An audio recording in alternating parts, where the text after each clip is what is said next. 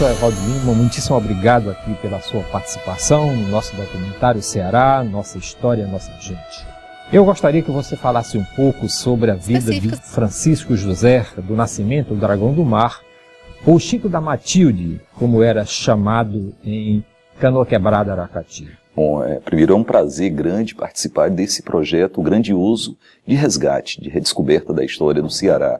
O Tolstói é que fala que só seremos universais quando conhecermos e amarmos a nossa aldeia. Então a gente faz esse exercício de cidadania, de plenitude do conhecimento da nossa história. Nós temos poucas referências biográficas sobre o Chico da Matilde, o Francisco José do Nascimento. A biografia, a única grande biografia de peso, foi escrita pelo Edmar Morel, é o Vendaval da Liberdade, e nos fornece algumas pistas. Ainda assim são imprecisas, são inseguras. No livro Vendaval da Liberdade, ele começa o primeiro parágrafo do livro, o biógrafo fala que o plebeu não tem história na história do Brasil. Não existe a história dos plebeus na história do Brasil. Então um homem humilde, um homem pobre como Chico da Matilde, a gente tem poucas referências. Ele nasceu em abril de 1839, filho da Matilde da Conceição e do Manuel do Nascimento. A vida do Chico da Matilde em Canoa Quebrada, em Aracati, nasceu em Canoa Quebrada, em Aracati, é marcada por muito sofrimento. Cedo ficou órfão, o avô se perdeu, foi engolido pelo mar, o pai acabou sendo engolido pela selva da Amazônia, foi em busca de borracha, foi um soldado da borracha, foi engolido pela selva da Amazônia. A própria sobrevivência do dragão do mar, no que no futuro seria o dragão do mar, foi uma espécie de milagre. Quando aquele menino, miserável, de família extremamente pobre, ele tinha 6 meses de idade, ele acabou se engasgando com uma espinha de peixe. O padre de Aracati chegou a dar a extrema unção para o menino, filho da dona Matilde. Dona Matilde, que com suas rendas, com seus labirintos, sustentava os 2 filhos. E o menininho lá de 6 meses foi desenganado, esperava-se a morte. Acabou tendo aquilo que se acreditava ser um milagre. Eu acredito que esse episódio, o menino perambulando, a prova concreta do milagre, o menino brincando no meio da rua, das ruas dos sobrados, dos azulejos de Aracati, resquícios de um passado grandioso em função das charqueadas, em todas aquelas contradições. Aquele menino que hoje nós chamaríamos de um menino de rua, um menino perambulando pelas ruas de Aracati. E ele era apontado por todos como produto de um milagre, uma vez que foi dado como morto aos 6 meses de idade. Com 8 anos, uma característica também muito dolorosa, infelizmente muito dolorosa, das famílias pobres do Ceará, é que, por vezes, a mãe acaba dando o filho, dando o filho. Pode existir dor, sofrimento maior do que a mãe dá aquilo que é produto do seu ventre para uma outra família criar, pois foi o que aconteceu com o menino Chico. A dona Matilde entregou o menino Chico para um juiz de direito, que tinha mais posses, que tinha mais possibilidades. Na verdade, o menino era um empregado, o menino com 8 anos de idade era um empregado desse juiz, trabalhava na cozinha desse juiz. A dona Matilde acaba, num determinado momento, tocado pela saudade, o sentimento, a ausência do seu filho, ela acaba visitando o sobrado do juiz. E quando chega nesse sobrado, percebe que o juiz vivia amaziado com uma prostituta. E a dona Matilde acaba fazendo uma fala repleta de indignação. Dona Matilde diz que é preta e que é pobre, mas não criou filho, mas não trouxe um filho ao mundo para viver numa casa com uma quenga. Foi essa expressão, foi usada pela dona Matilde. E aí a situação da dona Matilde ficou muito ruim. Ela acabaria entrando, tirou o menino de dentro da casa desse dito juiz e passaria um dia inteiro rezando. A marca da religiosidade é muito forte na trajetória da nossa personagem. à espera de um milagre, né? Por força também do acaso, naquele exato dia, passou por Aracati uma embarcação, um navio chamado Tubarão, e a dona Matilde teve que sair de Aracati, e o menino também teve que sair de Aracati. Esse menino embarcou no Tubarão, nesse navio Tubarão, e a partir daí passaria a levar uma vida mais errática, se tornaria um homem do mar, profundamente habituado com as histórias do mar. Foi nesse navio, e aí os próximos anos também são marcados por muito obscurantismo, a gente não tem maiores referências, mas o que nós sabemos é que nesse navio, ou nos vários navios de quem o menino acabou se tornando serviçal e acabaria crescendo, foi aí que ele seria alfabetizado. Dizem que ele só aprendeu a ler aos 20 anos. Como ele se envolveu com os líderes da abolição? Na verdade, o nosso Chico da Matilde, e é esse o nome do menino, só seria alfabetizado aos 20 anos. E a gente não sabe separar ao certo o que é realidade e o que é lenda. Tudo é muito nebuloso na trajetória do Chico da Matilde, mas que o Chico da Matilde acabou tendo contato com negros que participaram de um episódio trágico da história do Ceará, que foi o episódio do Laura II, uma embarcação de negros que acabou acontecendo uma revolta, e esses negros foram enforcados no Campo da Pólvora, onde hoje é o passeio público. Numa dessas embarcações, ele teve contato com um remanescente do Laura II, e foi aí que ele foi tocado por esse espírito libertário e esse sentimento de solidariedade. Vale lembrar que o Chico da Matilde era pardo, né? Era negro. A própria Matilde era negra. Como era a escravatura no Ceará naquela época e como foi a reação das elites? É importante desmistificar a história do Ceará. Se fala que o Zé do Patrocínio chamou o Ceará de a terra da luz, como se a escravidão no Ceará tivesse sido algo mais, uma forma branda, que a própria abolição foi produto da filantropia, da generosidade dos segmentos da elite. Na verdade, a escravidão por si só já é uma expressão da brutalidade, da transformação do ser humano em coisa, né? O escravo ele vive numa situação paradoxal. É homem e é coisa. Como o homem tem vontade própria, mas não pode executar a sua própria vontade, tendo que executar uma vontade que não é sua, mas do seu senhor. Há um mito da invisibilidade do negro na história do Ceará. Se a gente reparar, a própria lenda do Ceará, retratada pelo José de Alencar, né, no romance Iracema, Iracema é um anagrama de América. Cada letra de Iracema, na verdade, leva a América. E que o primeiro cearense, o Moacir, o filho da dor, foi produto do amor do branco, né, do guerreiro branco, do Soares Moreno, com a Índia Iracema, onde está o negro. Uma das manifestações culturais mais importantes da história do Ceará é o nosso maracatu. Mas o maracatu cearense a gente tem também o hábito de pintar o rosto de negro, como se no Ceará não existissem negros. A gente precisa quebrar esse mito da invisibilidade. Existem negros do Ceará.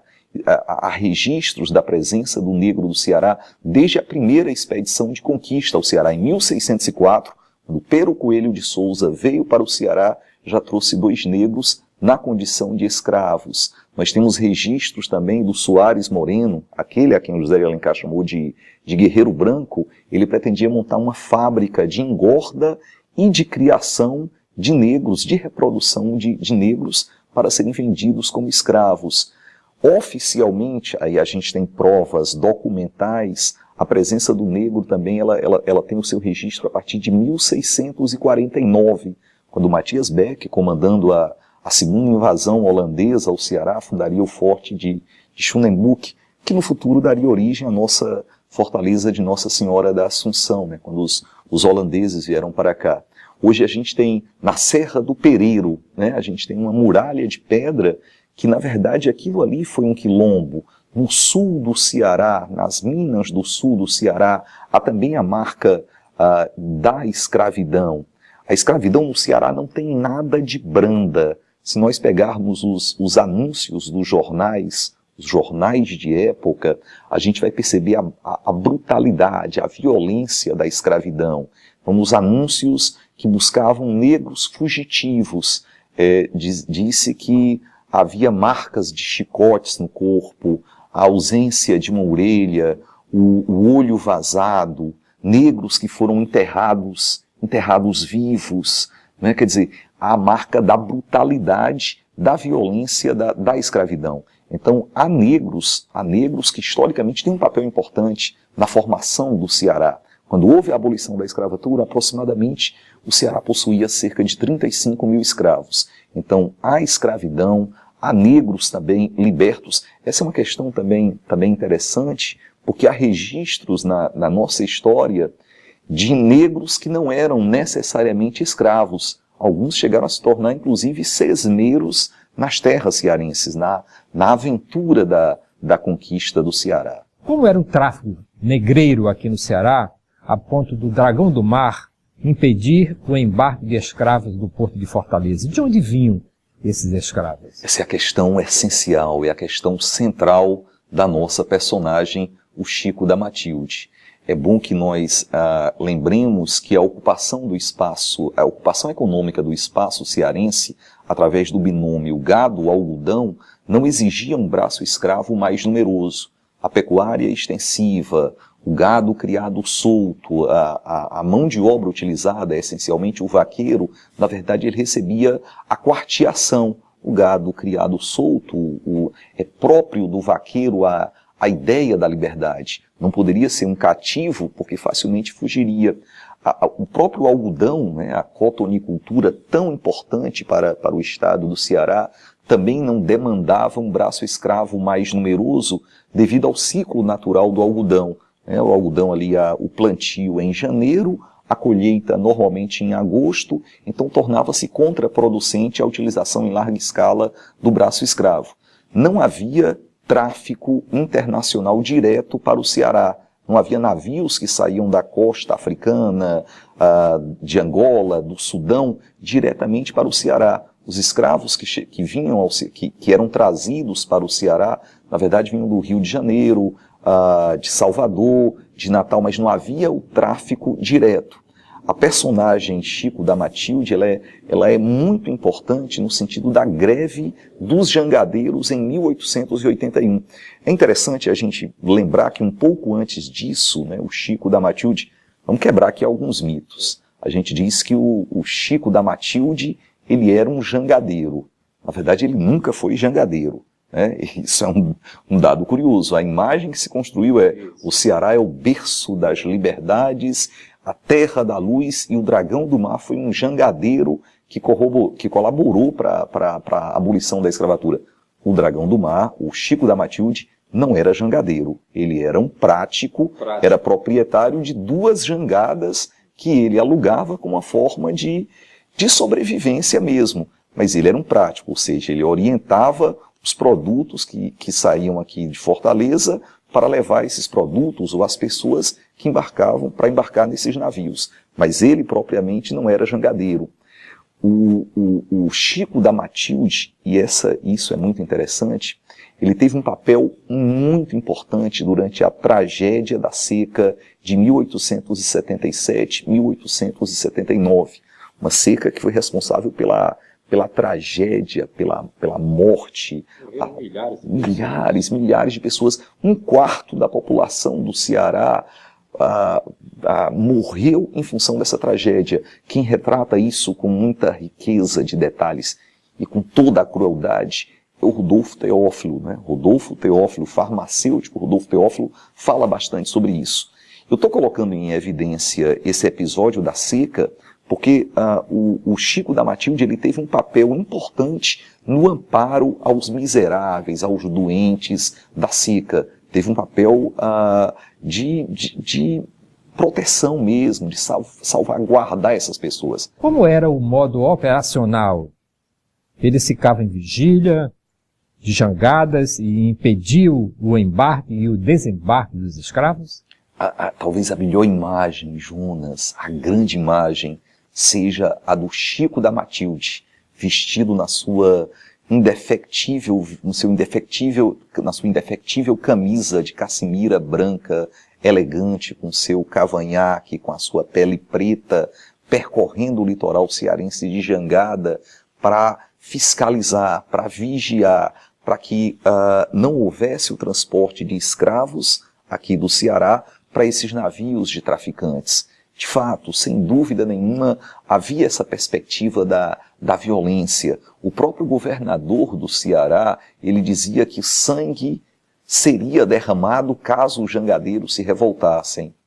Mas ao lado dos jangadeiros, tinha o povo, tinham milhares de pessoas, 3.000 pessoas. Quer dizer, isso, moralmente, isso foi muito importante para os jangadeiros. Foi a partir daí que o movimento ganha essa amplitude realmente de massas capaz de barrar, inclusive, a violência da repressão oficial. Então, esse é o exemplo perfeito em que a força da ideia é mais poderosa do que a ideia da força. O imperador deu alguma recompensa ao Dragão do Mar por sua luta aos abolicionistas? É interessante. Esse episódio a greve dos jangadeiros foi em 1881.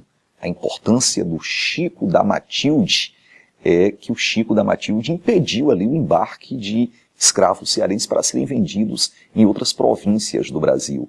Esse episódio se alastrou como um rastilho de pólvora pelo país inteiro. Saía notícias, manchetes em vários jornais abolicionistas do país. Isso ganhou uma nova dimensão quando José do Patrocínio, o tigre da abolição, vem ao Ceará em 1882. E o José do Patrocínio e o Chico da Matilde são muito parecidos fisicamente. Se você olhar com atenção, parecem que são dois irmãos. Os dois mulatos saem pelo interior do Ceará fazendo o proselitismo, fazendo a propagação de ideias abolicionistas. Nesse episódio, o José do Patrocínio chama o Chico da Matilde, o Francisco José do Nascimento, de Lobo do Mar. O Chico da Matilde não gostou muito desse apelido e nunca procurou incentivar, estimular que as pessoas o chamassem de Lobo do Mar. Isso em 1882. 2 anos depois, o Chico da Matilde, em 1884, viaja para a corte, viaja para o Rio de Janeiro. E o Chico da Matilde é recebido como um herói. Na Rua do Ouvidor, pétalas de rosas eram lançadas para o jangadeiro que foi carregado nos braços do povo. Consta que o Chico da Matilde teria tido, durante aproximadamente 20 minutos, uma conversa com o imperador Dom Pedro II. A gente realmente não tem certeza da veracidade deste episódio. Se o imperador teria ou não conversado, né, o imperador ilustrado que era o Dom Pedro II. Um episódio também interessante é que o Chico da Matilde acabaria doando a sua jangada, a jangada Liberdade, para o Museu Nacional do Rio de Janeiro, o que provocou também uma imensa polêmica. Nós estamos em 1884, então a escravidão ainda era garantida legalmente no país. Houve uma discussão muito grande, os escravistas, os escravocratas não aceitavam que aquela jangada, símbolo da rebeldia, da coragem, da bravura, da liberdade do Ceará, que aquela jangada fosse colocada no museu. Retiraram a jangada do Chico da Matilde do Museu Nacional e levaram para a Marinha. Essa jangada desapareceu. Hoje a gente não tem mais nenhum resquício da jangada Liberdade do Chico da Matilde. Quando estava lá no Rio de Janeiro, o Aloísio de Azevedo, né, o romancista Aloísio de Azevedo, chama o Chico da Matilde de Dragão do Mar. Aí o Chico da Matilde se sente realmente reconhecido pela expressão Dragão do Mar, e é como Dragão do Mar que o Chico da Matilde passaria para a história. Em 25 de março de 1884, quando aconteceu a libertação dos escravos na província do Ceará, como foi a vida do Dragão do Mar daí por diante? O Dragão do Mar acabou padecendo, morrendo no mais absoluto esquecimento, no mais absoluto ostracismo. Após os episódios da greve, do reconhecimento no Rio de Janeiro, o Chico da Matilde chegou a ser capa da Revista Ilustrada, a mais importante publicação do Império, e estava lá o jangadeiro cearense na capa desta publicação fundamental naquele período. Quando ele retorna ao Ceará, ele acaba, e após a abolição da escravatura, ele acaba reassumindo as suas funções na captazia do porto de Fortaleza.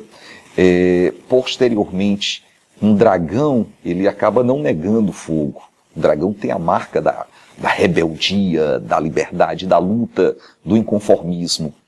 Ele era um florianista, né? Então, em 1891, o Chico da Matilde se envolveu na luta ao lado dos florianistas na capital do Ceará. Em 1894, quando Pedro Borges, que era, na verdade, uma espécie de capacho da oligarquia do Nogueira Scioli, quando Pedro Borges faz o recrutamento obrigatório, na verdade, o recrutamento obrigatório de jangadeiros para a prestação de serviços militares. Mais uma vez, o Chico da Matilde esteve à frente, organizando a rebeldia dos jangadeiros contra esse alistamento obrigatório. Acabou padecendo no esquecimento. Em 1914, quando Fortaleza vivia o drama da sedição de Juazeiro, em que os jagunços do Floro Bartolomeu marcharam até a capital do Ceará, o Chico da Matilde morreu de velho. Nas ruas desertas de Fortaleza, as praças desertas, no caixão do Chico da Matilde, apenas 4 civis segurando a alça do caixão. Morreu no obscurantismo, no esquecimento. Mas dragão é uma lenda e as lendas são eternas. Hoje, a marca do dragão do mar, do Francisco José do Nascimento, o Chico da Matilde, representa toda a resistência, a bravura, a marca da liberdade do povo cearense. Professor Evaldo Lima, agradeço muitíssimo a sua participação aqui neste documentário sobre o Ceará, a nossa história, a nossa gente.